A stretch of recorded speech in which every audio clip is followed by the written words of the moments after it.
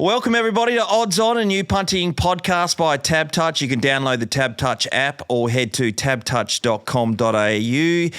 If you're just listening but you want to watch as well, you can head to the Tab Touch YouTube channel for the full episode. What are you really gambling with? For free and confidential support, call 1-800-858, or you can visit thegamblinghelponline.org.au. And any odds, by the way, we give today, as are at the time of recording this, it's my pleasure to welcome Andrew Embley back to the show. Embers, how are you, brother? Shaun, yeah, going really well, mate. Looking forward to another big week, a racing this weekend. The first day of the Pinnacles, of course, 5 weeks coming up. We've got Group 1s everywhere. It's just going to be brilliant. So looking forward to the next 5 weeks for sure. You know what? We're going to get stuck into the racing in a second, but from an outside point of view, when I heard Giga Kick's coming over to WA, you go, boom, you've got a headliner. Yes, so exciting. And how good was Giga Kick last start? Of course, an Everest winner, and just great for WA to have such a great horse coming over. Of course, Overpass will be here too. Yes. And I heard during the week, Kieran Maher said they're going to send Vendetta over as well for the Winterbottom, so potentially for a gold rush as well. So you've got some great horses there. And then, of course, you know, Joker's Grin and Rope Me In as well, a couple of local chances. So it's going to be such good races over the next 4 or 5 weeks for sure. You just mentioned Rope Me In. I have to do a shout out to me mate Trav, who sent me a message the other day saying I'm not tipping his horse. I've got no respect for it. In a nutshell, yes. Trav, I love you. And that was a massive run only a couple of weeks ago, over 1,400. Yeah, going really well. Oh, so well. And you know, I guess the Winterbottom is a perfect race, I think, for Rope Me In. And it's just got an incredible turn of foot. Sean McGrady's got that horse bolting at the moment. Yeah, absolutely. Right, let's get into some sports that are taking place this weekend. Jack Della Maddalena up against Islam Makhachev, UFC 322 main event match. It's going to be unbelievable. Madison Square Garden. Oh, huge. Could you imagine going into just, you know, a war, essentially, one-on-one at Madison Square Garden fighting to defend your title? Would Islam be the scariest person in the world? I'll tell you. Yeah. He just looks mad. Yeah. Like completely mad. Of course, our boy Jacoby, wonderful. What an opportunity to come up against Islam. I mean, I heard someone say the other day that they're going to give like $25 million to anyone that can survive 5 rounds with Islam. I mean, he's just a genius at being able to put people to sleep. He's just so good. But, geez, if anyone can do the job this week, it could be our boy Jack. And could you imagine? And then you say, well, you know what? Replay RAC Arena back here. Oh. Come on, Islam. Bring your team back here. Well, Islam was over here when he fought Volk, and that joint was rocking, right? Amazing. It was absolutely going crazy. I don't know. I know in the UFC it's different, which I totally respect, and I think it's a way better version in boxing where you can't dodge people. Yeah. You just can't. But did he have another option? Because Islam's coming up a weight division to fight him, and he's only won the title recently. It's scary, So isn't straight away you're defending it against the best pound-for-pound fighter in the world. And you can understand Islam going, yeah, well, that's another belt for me. I'm happy to go up and I'm happy to fight anyone, really. So it's you know what, and good on Jack, because as you said, he didn't actually have to take this fight. No. He could have made, some money elsewhere, but it's a massive fight for him. It's, life-changing if you can find a way to win. And as you said, Madison Square Gardens, that is just be absolutely rocking. That roof will be blown off. Oh, mate, it'll be unbelievable. Look forward to that. And hopefully Jack gets the chockies there. The NBA's been rocking along this year. A lot of the good teams are still doing what they've done in previous years.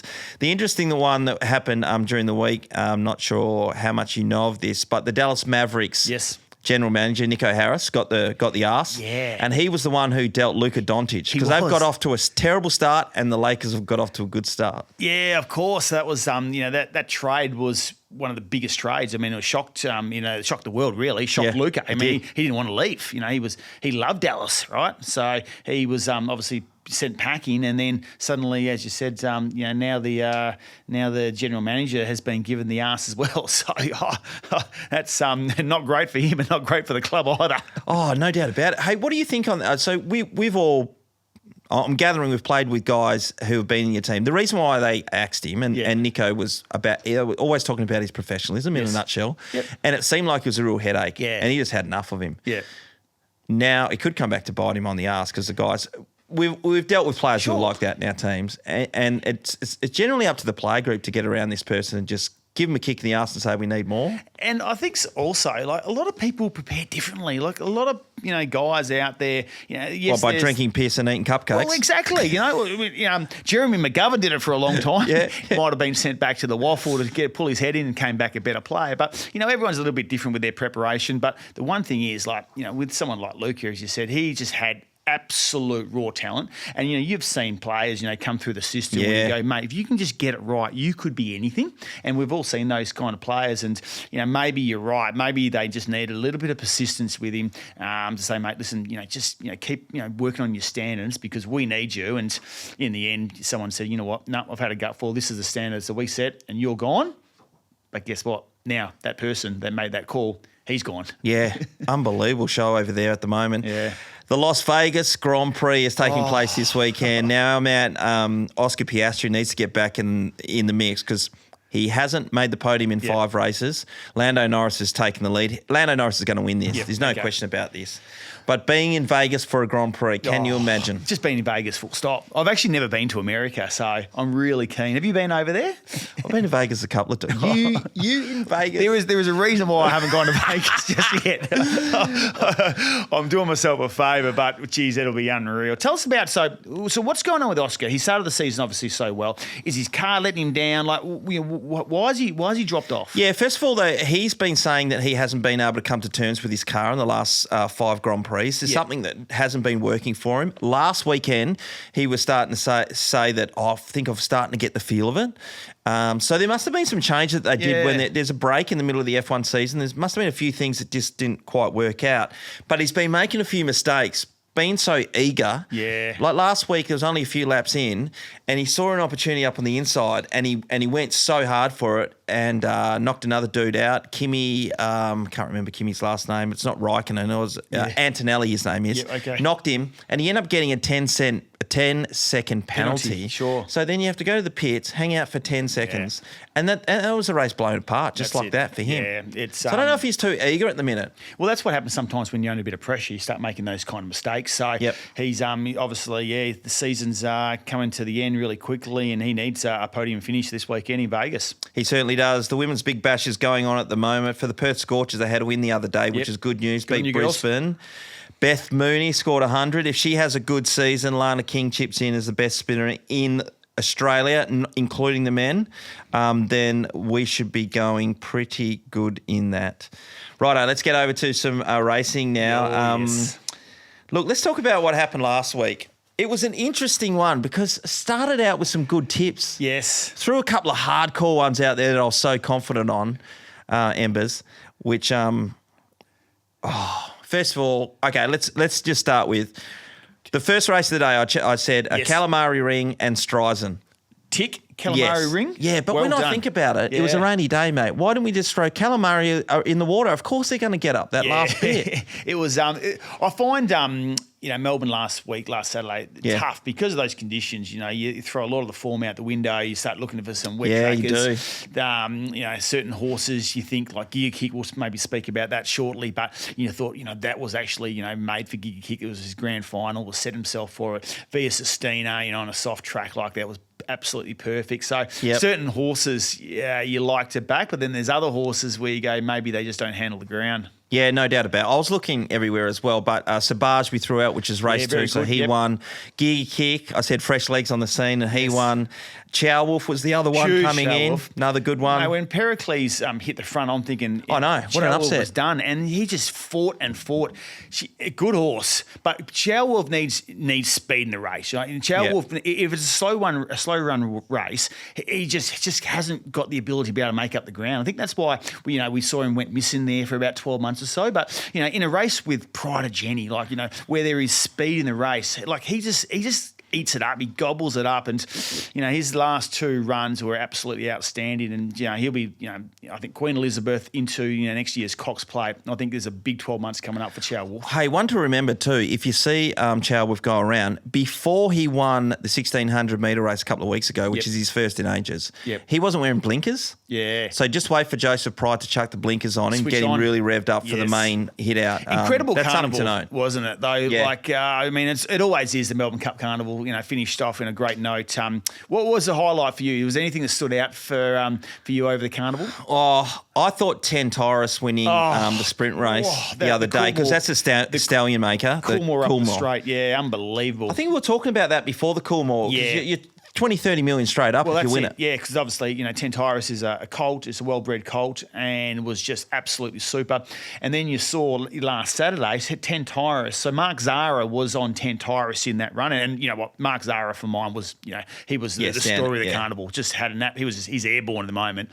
So he rode 10 Tyrus on that day. He actually couldn't make the weight to ride 10 Tyrus last week. So he actually jumped on Giga Kick. Of course, 10 Tyrus was scratched at the gates.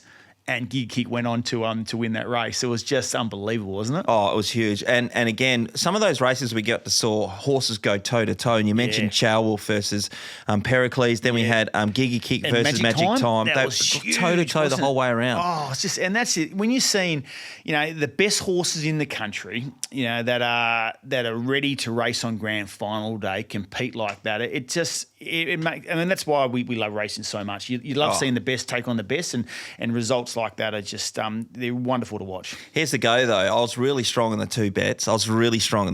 One was Frosty Girl, which was in the second last at Randwick, and I was like, "This is home, mate. He's an absolute star." Yeah. And at the time, it was around $2.40 or something. I think I got backed into $1.90. Yeah. Joey Moreira, the Magic man. Joey, Magic. Joey. What are you doing, mate? What was he doing on Land Legend in the Cup? Anyway, we're not even going to talk about that. What was he doing there? He thought it was a 1,200 metre race. I don't know what he was doing. Magic. What kind of magic are you doing? Joey, you know what? Stay home next year. I like you, Joey. You're a very good jockey, but maybe Australia's just not for you. Mate, get rid of him. I had enough, because when you throw out a bet like that and on Bet Loop, make sure you get along, everyone. The Nighthawk had him in there. It's part of it. It's like, this is, at least we're going to get a result here. And he got just locked in everywhere. And sometimes I just think, just get to the outside. Don't ride for luck when you're on the best horse in the race. I know. But then it's, the horses, underneath it just suddenly go, hang on, now we have to start doing some work. It just, it was set up for half yours, but it was, it was a horrible watch for some certain punters for sure. Oh, definitely. The Ray rode that. And anyway, we were talking before the show about, because, here's my second one. Yes. And I was real strong on Western Empire. Empire. I know. And I was watching your text come through, and I saw your show last week, and I mean, the way that Ascot played last week, right? Western Empire was never, ever winning that race. I mean, it was just leader bias, and Western Empire had to get back from the barrier. Super Smink was an absolute moral. I was all over Super Smink, and obviously it won. However, the run from Western Empire, on the fact that it was, it was leader bias, as I said, I thought was a run of the day. And I am completely all over Western Empire next start, which of course is going to be the railway up to the mile. I think he'll just eat it up. So Billy Egan on board, gamble responsibly, but Western Empire was absolutely huge. But it was never winning last week.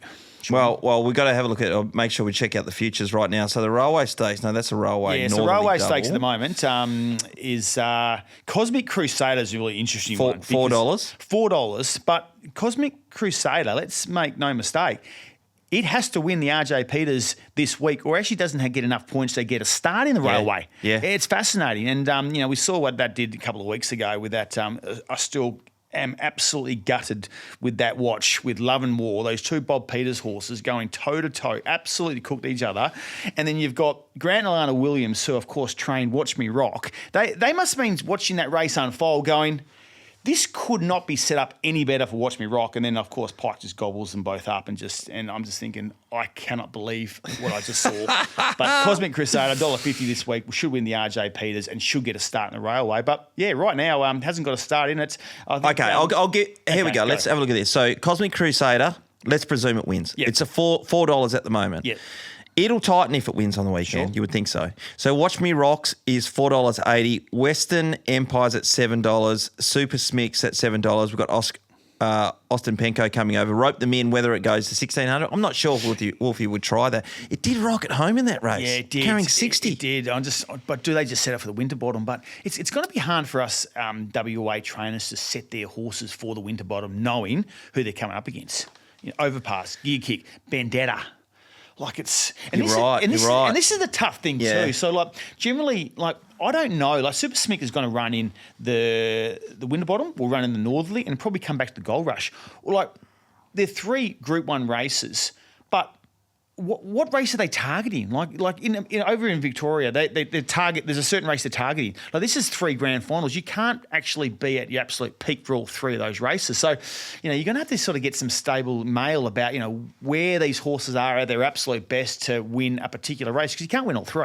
Yeah, no doubt about it. When you think about Rope Them In, maybe it's going to be the Winterbottom into the Gold Rush. Yeah. Or because you said the big names are going to be there, can you beat them over 1,200? Maybe you're right. They're going to get the 1,600, which is a telling race, and then you come back to 1,400, bit of strength in your legs, do you think? Fast space? I think Gold Rush 1,400 for Rope Me In is an absolute perfect race. Okay. All right. Check it out, everyone, because at the moment, I'll give you the Gold Rush for the prices for the Gold Rush if you're looking at Rope Them In, because that is it's $10. Yeah. Yeah. Yeah, good little Giga Kicks at 260. Yep. King of Light coming back to the Gold Rush. I don't think it will.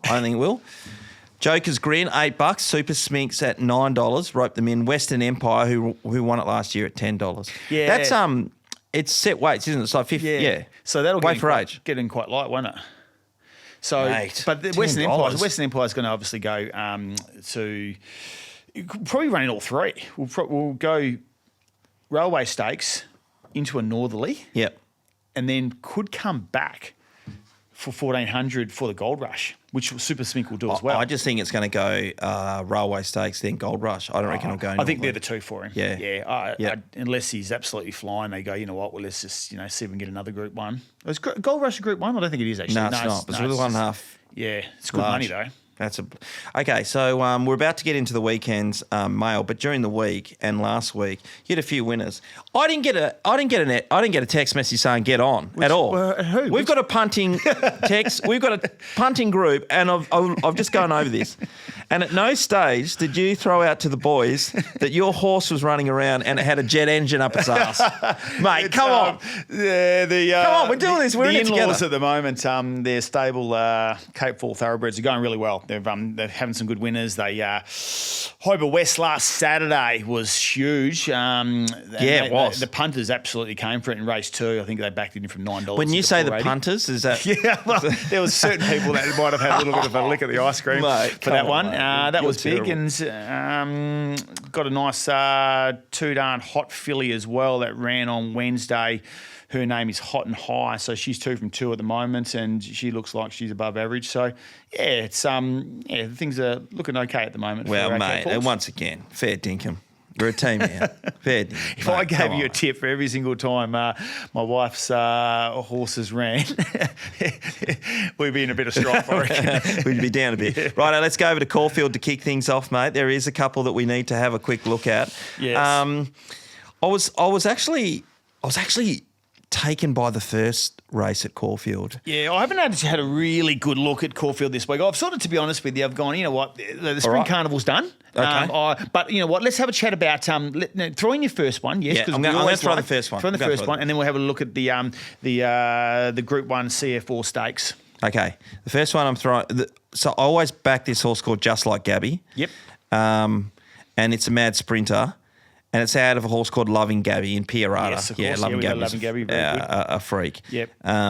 It raced poorly at Caulfield last start, which was October 15. So we've moved on. They've given a bit of a fresh up. $5.50. I think it's got to be. It's Barry 3. Got to get a bet on that. And the other one to throw in the mix too is Hot Statement, which is number 12 in the race. It's by Richard and Chantal Jolly, and these South Australians. They just come over the border and they get a race every now and then. Yeah, well, ladies and gentlemen, if you're listening, our man over here, Shawnee Mack, is absolutely airborne at the moment at picking winners in the first. So whatever Shawnee just said, just get on. All right, we'll go to the main race. Yes. There is the Guineas. There is a Guineas race, but the main race is a CF4 stakes. It's a race in 2. Okay, so Jimmy Star has been backed into $1.90. Yes. And the other horse, obviously everyone knows, is Angel Capital, $3.10. So where are you playing? That's it. Well, so Jimmy's airborne at the moment, and is obviously backed into the red, as you said, will be really hard to beat. Angel Capital's the one though. Like, I've followed this horse for a long, long time. He was obviously, in the stable with Clint McDonald for a long time, and then obviously Yulong bought it, took it out, gave it to Chris Waller. They just haven't been able to get this horse right. I'm really looking forward to seeing Angel Capital at its absolute best. You could say it's back at its home track at the moment. He did a lot of work at Cranbourne, but obviously at Caulfield this week. If Angel Capital can bring its best, Jimmy's probably.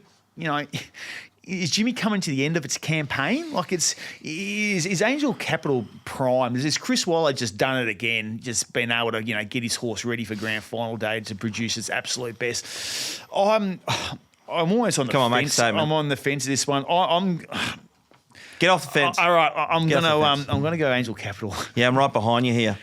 Let's pot Jimmy Star. Jimmy Star get beat. We're gonna lay He's a good horse. He's a good horse. Great horse. And everyone, if you listen to this, don't. It's whatever. But I'm with you, Chris Waller. Yeah, the main race. So I've been having a look at this. So it's a 7-horse field, and you'll think that Angel Capital will be at the back of the pack. Yep. Where Jimmy will probably be a little bit closer because there's only 7. Yep. But there has to be... Benny the speed Mellon comes from Vinrock goes forward and leads, or B's up there and lead, and the other ones evaporate, who will be up there as well. If they need to be going fast enough, obviously. And Benny Mellon on Angel Capital will just track Jimmy, So I think if they can get a little sort of trail in on Jimmy, then they're going to have the other burners on, aren't they? Oh, it's going to be a really good race. I think it is a race in two, but as you said, Vinrock will certainly give them something to catch early. All right, so we agree. Let's go Angel Capital. Yeah, come on, boys. Let's get around them. All right. Okay, we're off to a good start with that one. The following race is a stakes race, and My Gladiola's in it. Yes. Who's a $2.15 favourite. I wonder if you think when you see these horses that it's an afterthought to keep going, because its last start was a corker. It got beaten by Tantaurus. Followed it through the gap too, and the other time it got done by McGaw, which is a stakes race. Do you reckon they could have gone too far here?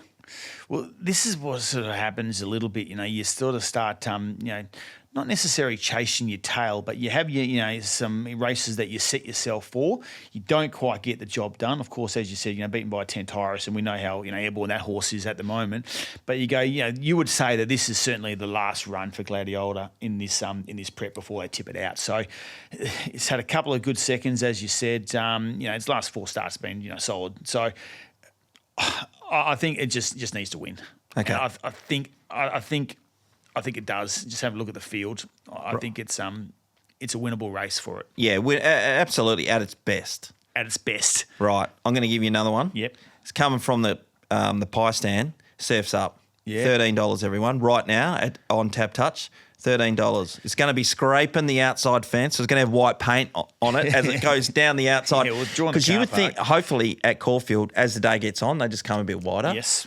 Gets like the 4-wide train and just goes, see you, mate. Yeah, well, there's a guy by the name of C. Waller who trains Surfs Up, and we know how good C. Waller is at getting his horses up. So there you go, nice each way bet there at a price currently $13 on Tab Touch. Righto, we'll go over to Newcastle. Newcastle. We're having a good day already. We're going to Newcastle. We're killing it, mate. That's what we're absolutely killing it. I think we just go to the main race, do we? Okay. So the main race, of course, is the Hunter. Just got to find it on my Tab Touch app here. Yes. And so at the moment you've got, I think the current favourite would be Yorkshire for John O'Shea, Zach Lloyd on board. It was had a really good campaign before they tipped it out. So off a spell, currently $3.30 on Tab Touch at the moment would be your clear, I think, favourite. But, Jesus, what do you think, mate? It's had a bit of time on the sidelines. It's carrying 53, so it gives it every chance. Yeah, I think if I was going to play a little each way bet, maybe the Joseph Pride horse, number 11, accredited. Okay, I think, let's throw that in, everyone. Accredited. Barrier 3. Yeah, I thought it was a pretty good run. Second, first up after a spell, ran a good second and drops a lot of weight for this particular race. So I think it's currently, what did I say? It's for Tab Touch, $7.50 might be half a chance for us. I agree. I was wondering about its stats over the distance, but it's had 3 starts for 1 win in the second. So it can run Drops the distance. 5 kilos from last start. That's huge. Yeah. We should do a quartet for this one or trifecta, because let's throw in accredited. Yep. I want to throw in Coal Crusher for sure. Okay. Same trainer, Joseph Pride. It's won the race before. Yorkshire, which is the favourite, and Clear Thinking, who won the Kosciuszko or something just recently, which was a bloody good run. It was the Kosciuszko. Yeah. I think we got it, mate. Okay, we got it. Yeah. Gamble That's easy. responsibly. Gamble responsibly. Keep If it saying doesn't it win, over blame and over him, again. not me. 100%. Okay, there's a few other races kicking around in Sydney. Yeah. There's a few other races kicking around in Melbourne, which we could have touched on as well, but this show could go for 10 hours. I think it's time to go to the Pinnacles. So let's go. Day one, Pinnacles. Massive weekend of racing at Ascot. Can't wait for it. Big races everywhere. Do we just get straight into the main races? No, we're not, and No. this is the reason Okay, why. all right. I'm telling you the reason why, because if you get on your Tab Touch app this weekend, they're going to give you the first 5 races, 1 to 5, money back for second. Okay. There you go. Well, that's the reason. So we're going to play. We're going to play in this space to begin with. Okay. All so right. let's go to race number 1. Any thoughts?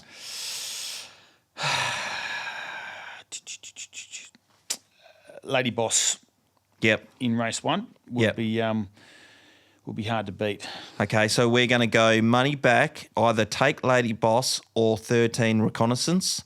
Yep. You get your money back there. Perfect. There you go. You know what a mad is? If you're doing a trifecta or a first 4, chuck in BZ because it flies fresh. It's carrying the grandstand, but $31 for sure. Okay, so money back. We've got that. The next one's interesting. Yes. Because once again, Willie Pike's on the favourite Fast Harry. It's drawn the car park, barrier 12, and Sonda Nell, who I was crying at last week. Oh my God. Thoughts? Drawn really well. This is hard. I mean, so last Thursday when you guys, were chatting and doing the show, you obviously were big on Western Empire. Ascot's an interesting track, and it's when it's playing like it did last week, obviously leader bias, it makes it really, really difficult for any of those horses that are drawn, wide. So, if it's on speed like it is, you think Fast Harry's just going to, from barrier 12, it's going to have to go back. Yeah, it's just not going to be able to make up the ground. So on the back of that, I think, as you said, the 2 who was, as you said, stiff last start, Sold and L, I think I'd be prepared to give it another go. Mate, you got to check out the replay. Yeah. Oh my God. Horrible watch. Horrible. Yeah. Especially when you got your last. That's all I had left. All I had left, for God's sake. Okay, goodness. so anyway, we've got it covered, right? 1 or 2. Yeah. 1 or 2 with your money back there on Tab Touch.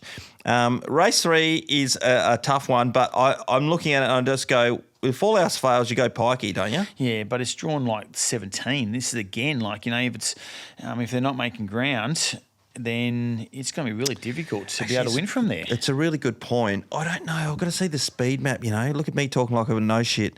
At the 1,800 metre races, you got to actually, because the way the track's shaped, you've got to get a spot. Yeah. Like, you've got to be in the first 6. Yeah. And I think, Pikey will be he'll be aggressive enough. I think he'll, jump. And if he can, get a, even if he's, 3 wide with a bit of cover, coming around the corner and get someone to lead him into the race, then, as you know, we see Pikey storm down the outside a lot at Ascot. So I think I'm more comfortable at 1,800 to be drawn wide. I think he's got time to be able to get a spot, where I'd be less confident, if it was obviously a shorter race where they go really quick and he's gets no cover whatsoever. I might stay out of that one myself. Then move over to race 4 because we're still using our $50 money back for second. Stormageddon's coming off a bit of a freshen up. It's got Zeph and Porter Johnson on that, $9.50.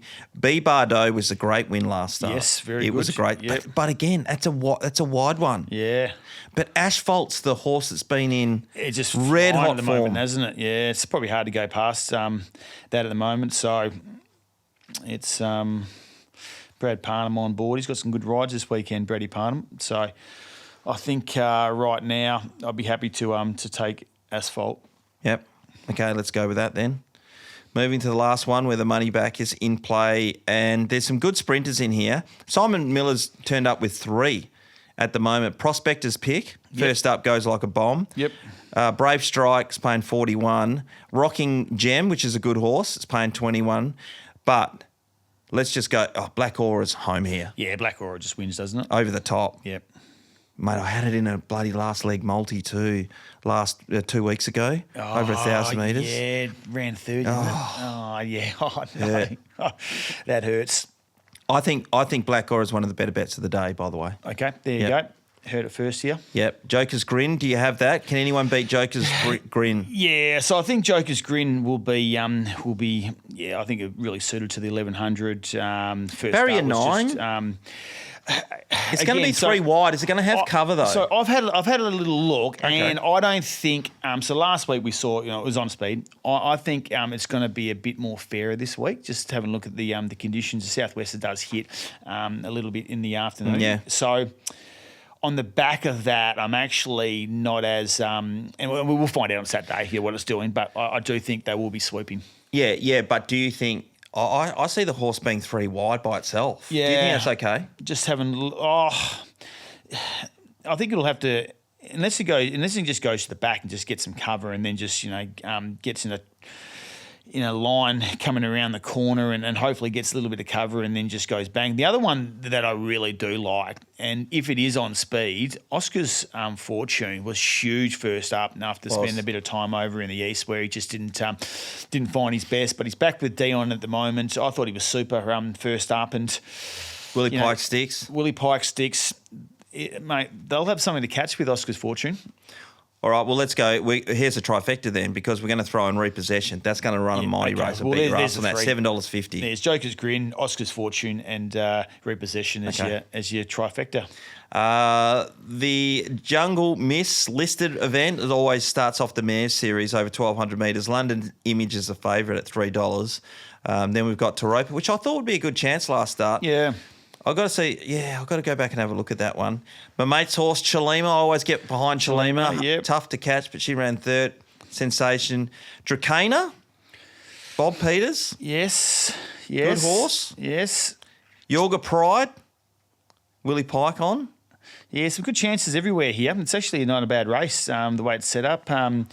Yorga Pride, as you mentioned, for Grant and Alana, and even Sensation. Yeah. I think I know it's drawn a little bit wide at barrier 12, but it's a good horse, and I thought it was ready. I think ran second last start, and I think it's ready to win. So it's a tough one. I might just stay out of that for a declaration. I think so. But here we go with the declaration straight up in the Champion Fillies. Here we go. All right. Talk and Co. $300,000 race. Yes. I love playing it sweet. Taking up to the 1,600 metres, barrier 12. It's an on-speed horse generally. Yes.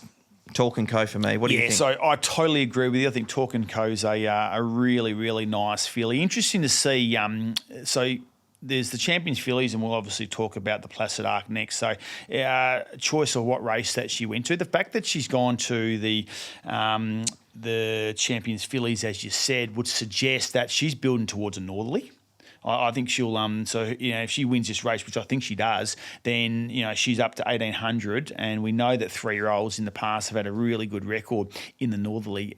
So I think Talk and Co, that's the way she's heading at the moment, and she's a beautiful horse. I think she'll lead up the mile on the weekend, and she would be one of the probably the best bets of the day, if you ask me. Playing it sweet, as you mentioned, was super in the Burgess Queen leading, but from 12, there is a bit of speed inside. Is she going to be able to, jump across and lead? I'm not sure. Okay, I'm just looking at the northerly betting at the moment. I haven't seen Talk and Co unless I've gone past it. Is Talk and Co not there?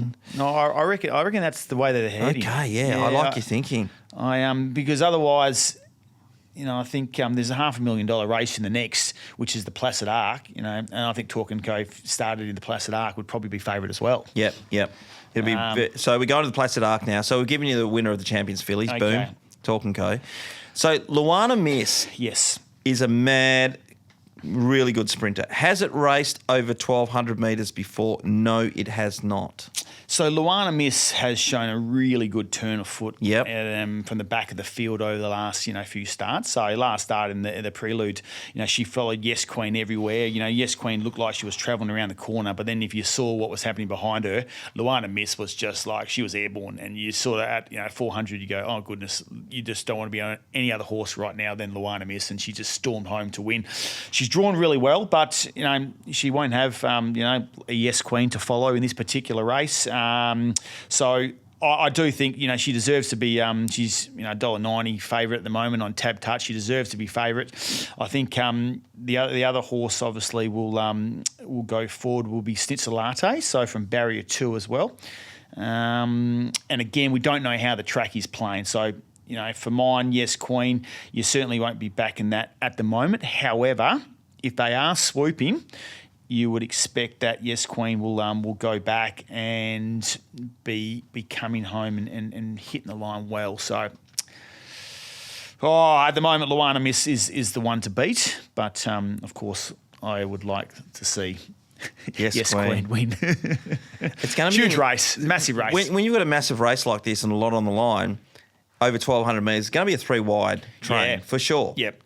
And that's when it gives the swoopers a chance. Yeah, that's right. And there's nothing like, you can even... Just with a bit of room. I think Yes Queen will go, probably go right back. But, even, if she was in the second half of the field in a 3-wide train, like as long as you've got something to follow, and Twisted Steel, might be that one that, gives her a little bit of a... leg rope into the race. But if you've got something to follow coming around that corner, you have every chance, especially if they are sweeping. So I think this is going to be a fascinating race. Obviously, $500,000, it's a lot of money, and there's some some good horses in this race.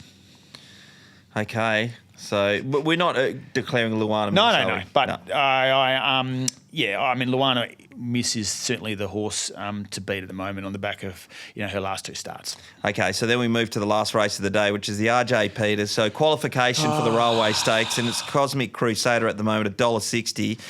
And the interesting thing, Love and War comes into it, who really cooked us the other week at $8. By the way, I chucked that out at $20. I said, mate, this is a good Maddie. They just going to go forward. I can't believe what they did. Bob Peters must have been watching that race, just going, "What are these two doing?" Like you got 2 stablemates, they just cooked each other.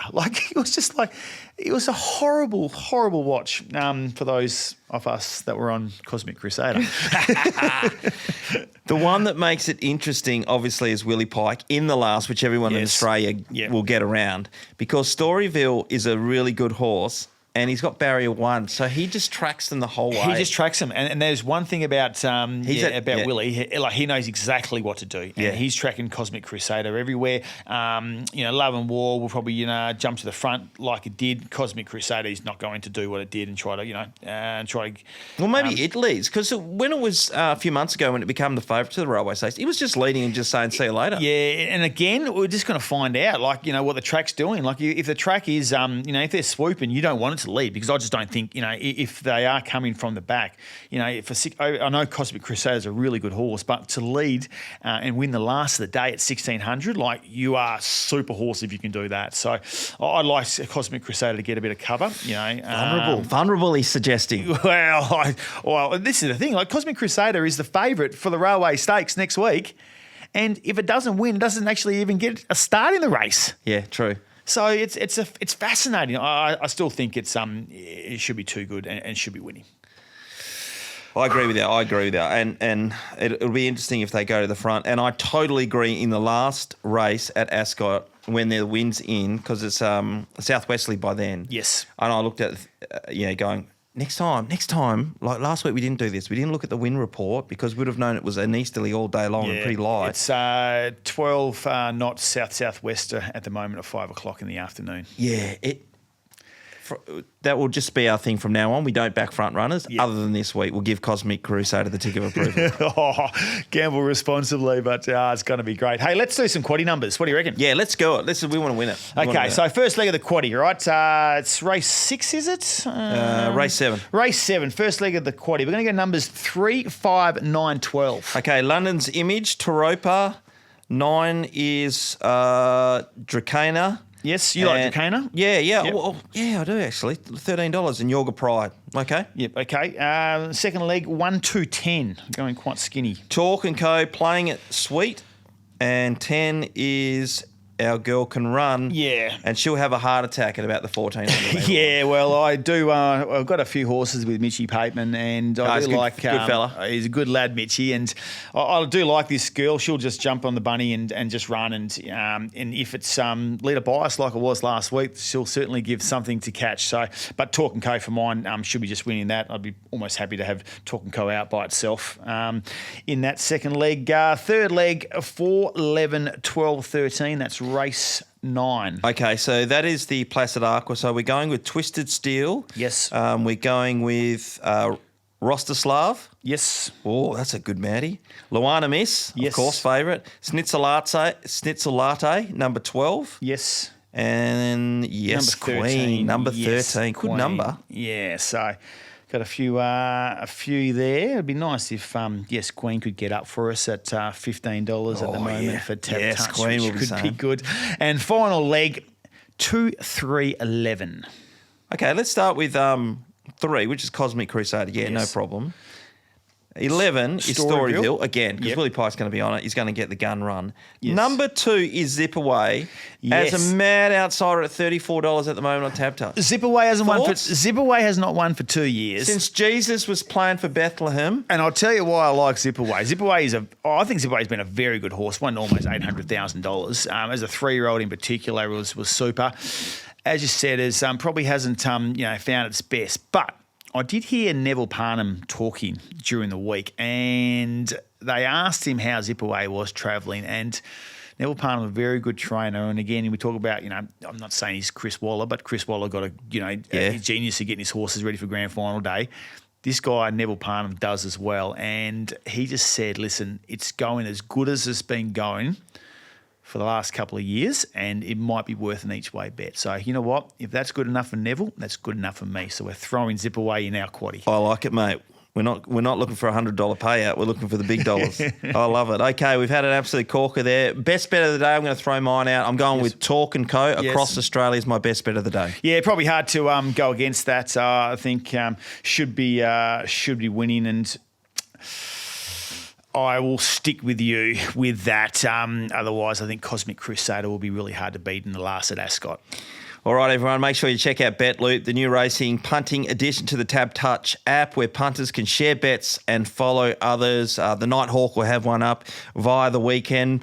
What are you really gambling with? For free and confidential support, call 1-800-858-858, or you can visit the Gambling Help online.org.au. Embers, I think we're going to throw out some winners this weekend. It'd be great. We're going to get the quaddie. We're going to get our best bets up. It's all happening. Look forward to catching up with you Yeah, next it should time. be a wonderful day there at Ascot. If you don't do anything, get down at a wonderful first day of the Pinnacles this Saturday. Can't wait, Shaun. More to come. Chances are you're about to lose. For free and confidential support, visit gamblinghelpline.org.au.